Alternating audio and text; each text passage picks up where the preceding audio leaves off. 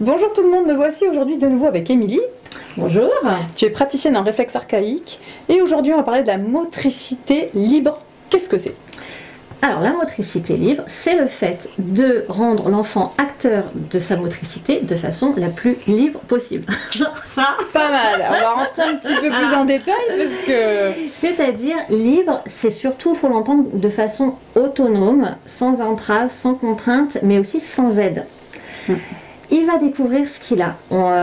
Pour ceux qui ont suivi les réflexes archaïques, l'enfant il a tout un tas de petits programmes génétiques inscrits dès la naissance. Si vous voulez, je dis toujours, le petit poulain à la naissance, il va se jeter sur ses pattes, il va avoir besoin de personne. Exact. Le petit oisillon va sortir de son nid et s'envoler, il aura besoin de personne. Eh bien, votre bébé, c'est un mammifère, c'est pas un oiseau, c'est quand même un mammifère, ça marche aussi pour les oiseaux.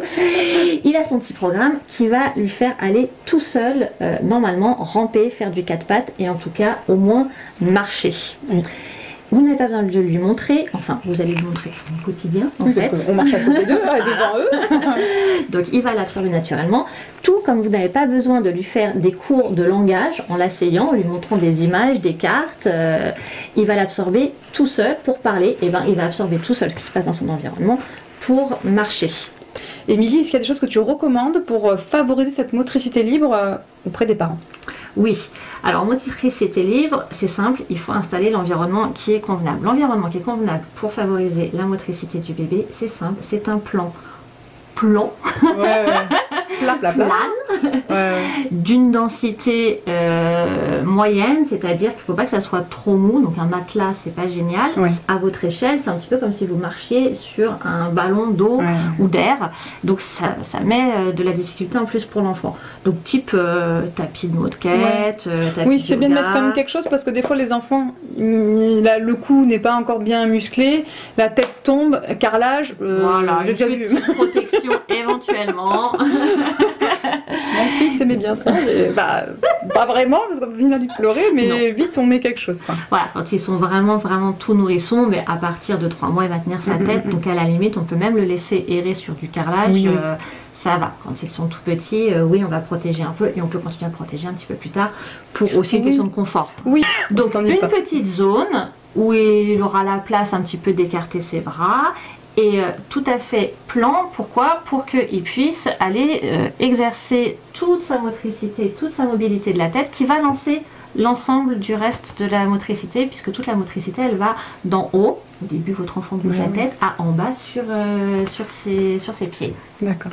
Ça c'est la chose à préconiser, et en motricité libre, du coup on va plutôt aller dans la négative, à dire ce qu'il ne faut pas faire, ça aide aussi les parents. Ça donne des repères. Donc on va éviter tous les accessoires de puériculture en général. Alors malheureusement, si vous avez acheté le dernier transat à la mode, c'est pas ce qu'on va recommander. Alors, vous lavez, vous le gardez ponctuellement, 15 minutes. Oui, ça dépanne. Voilà, le temps de prendre une douche, tout ça, pourquoi pas. Mais la majorité du temps, on va éviter justement pour que l'enfant ne soit pas dans une position trop comme ça, mais puisse s'ouvrir à toute son ampleur de mouvement. On va aussi éviter tous les accessoires qui vont le maintenir pour être assis, le maintenir pour marcher. Donc les trotteurs dans lesquels il y a une culotte là et on met les enfants dedans. C'est-à-dire que dans certains pays c'est carrément proscrit et interdit. Ça ne permet pas du tout à l'enfant de découvrir ses appuis. Ça le met trop tôt dans une position verticale et ça tasse la colonne vertébrale. Et ça ne le rend pas du tout acteur de l'environnement de son corps. Exactement. C'est-à-dire que s'il touche un mur, c'est le Yupala. Donc c'est comme si j'avais un gros bidon qui allait jusque-là. Ça trompe la perception. Oui, ça trompe la perception. L'image de mon corps, c'est celle du Yupala. La perception de mon équilibre, c'est celle que j'ai en appui, en apesanteur un petit peu dans mon Yupala. Mais un boudin pour s'asseoir, trop tôt avant de moi-même aller m'asseoir, ça va pas être non plus... On n'assit pas un bébé qui ne sait pas s'asseoir de lui-même. Ça, c'est un message important. Je vois beaucoup de générations au-dessus dire aux jeunes enfants, mais assieds-le, mets-le comme ça.